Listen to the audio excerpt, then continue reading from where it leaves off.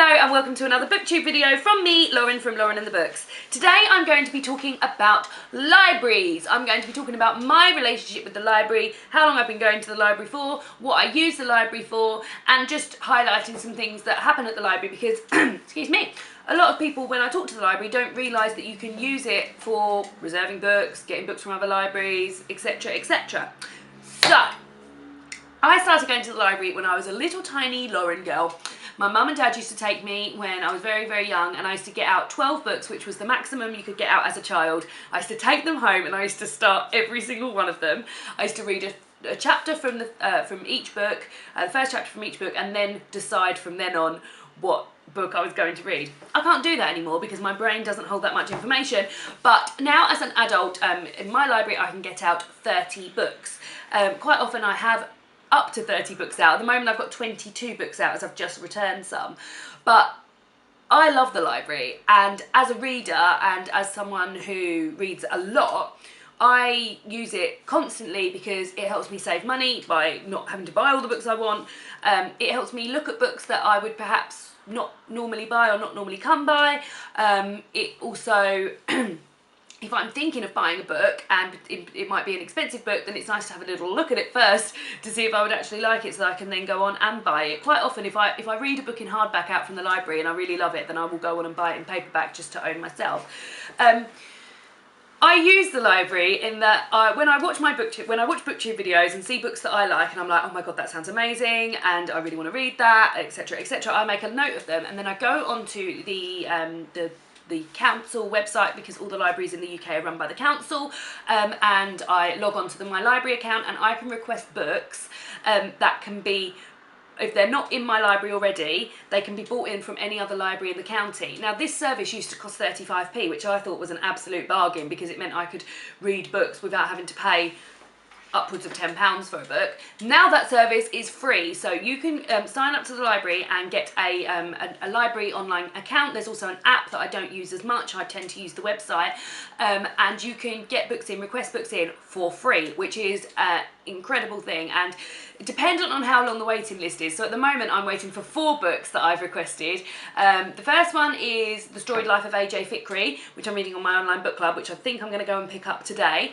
Then In Order to Live, which is a story about a girl who escaped from North Korea. That has got 36 reservations on it at the moment, and there's something like 9 copies, so that's going to take a little bit longer to get to me than something, for instance, like what's another book I've reserved from there recently? So say a book that hasn't got many reservations on, or for example Jane the Fox and Me, which is one I got out. It's a graphic novel that I saw on Mercedes' channel, and I thought, oh my god, that sounds amazing, but it was quite pricey, so I was like, well, I'll get it out from the library. This didn't have any reservations, so by the end of the week it was at the library waiting for me, which is amazing. There's also a book called Eleanor out at the moment that I'm really, really keen to read, and that is currently being ordered by the library, and I got my reservation in and I am top of the queue, so as soon as that book gets in, that's going to come straight to me. And that means I get to read a brand new book that's only just been published really quickly. So if you know of books that you want to read and are coming out soon, then definitely check out the website and get some reservations in, because you can read them really early. So that's one of the things I love doing about the library. Another thing I love doing is that I can just turn up there. Normally I turn up to pick up the books that I've reserved. I have a little wander around and I see all number of things that I would never normally pick up, or I haven't seen on BookTube, or a book that I've read in the past that I want to revisit. And as I said, I quite often have up to 30 books out from the library at one time. So at the moment I've got 22, and none of them are on, hardly any of them are on my TBR. This is choking me a bit, so I'm going to put it down. And none of them are on my TBR, but I just love having them so that I think, oh, if I ever feel in the mood of going to pick that up, I can always go and pick that up. My library is organised alphabetically, but it also has a sci-fi fiction, a horror fiction, a fantasy, a sci-fi section, a horror section, a fantasy section. I wish it had a classic section. My old library used to have a classic section, and I found that really, really helpful. The classics are sort of in with the in the alphabetised system. It's also got a YA section, and then sort of non-fiction is separated. So I spend quite a lot of time just perusing. I'm going to show you here some books that I've got out from the library at the moment. So I've got Rebecca by, I won't go into detail because God will be here all day. Rebecca by Daphne du Maurier. I've still not read any Daphne du Maurier. That's disgusting. I should read that. Queen of the Teeling by Erica Johnson. I don't know if I'm ever going to get around to this, but this is like really popular on BookTube and on YA BookTube. So maybe I'll get around to that at some point. Bitter Greens by Kate Forsyth, which I'm told is a historical fiction book, which I also saw on BookTube. The Rabbitback Literature Society. I can't remember why I picked this up. I'd heard good things, but I can't remember where from. Snobs by Julian Fellows. Now, Julian Fellows wrote Downton Abbey, and I was like, oh, I wonder if I like that. So that's just something I picked up just because I was there. Rita Mae Brown by Ruby Fruit Jungle by Rita Mae Brown. Now this I was so excited about. I saw it on, so there's a section as I walk straight into my library that has new books, and this was there, and I just picked it up and I was like, oh, this sounds amazing. Molly Bolt is a young lady with a big character, beautiful, funny and bright. Molly figures out at a young age that she will have to be tough to stay true to herself in mid-20th century America.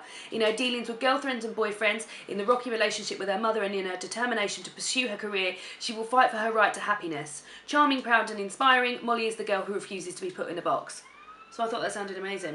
So yeah, I want to read that. So the next three are Ali Smith books, which I haven't read any Ali Smith, so I saw these on the shelves all next to each other and I was like, oh, this would be a good time to do this. Ali Smith Girl Meets Boy, Ali Smith Public Library and Other Stories, and Ali Smith How to Be Both. There's a fire engine going by. And that's just another thing you can do, because you could never really walk into a bookshop and be like, oh, I'm going to buy 3 Ali Smith books, because that's going to cost you a hell of a lot of money.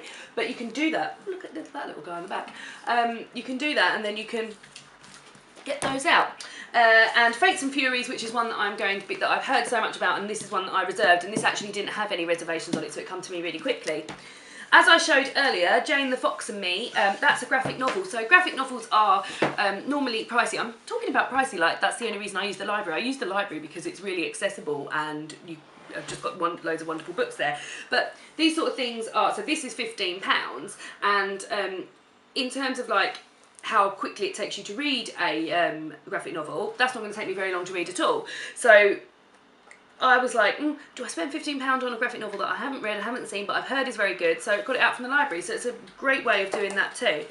So, in terms of children's books, now I don't have a child or know any children, but they run a lot of sort of like read-along groups and a lot of challenges, reading challenges, and the children's section in my library, and I remember when I was a child in the old library I used to go to, was absolutely beautiful, loads of bright colours, lovely big stuffed tortoise on the floor that I used to sit on and read. Do you remember? Crocodile. Stuffed crocodile, says David, stuffed crocodile. And just a really fun, nice place to go. So it's free to join the library in the UK, so you should do it. It's free to get the books that you want to get, and the only way it's going to cost you any money is if you forget to take your books back, which I never do because I'm a good citizen. So I love libraries, and I would love to hear what people love about their libraries or services that their library offers. Or my library also has a book club. I'm not a member of that book club, but it also has a book club. It also has a knit and natter group where like everyone comes together and has a little knitting session and can chat and things like that. Just really cute things like that. So I love my library and I use my library constantly. I'm actually going to head there in about 20 minutes. And I would love to hear what people use their libraries for, services that their library offers, and books that you've recently got out from your library and what you enjoy. And I will see you all again soon with another BookTube video. Goodbye!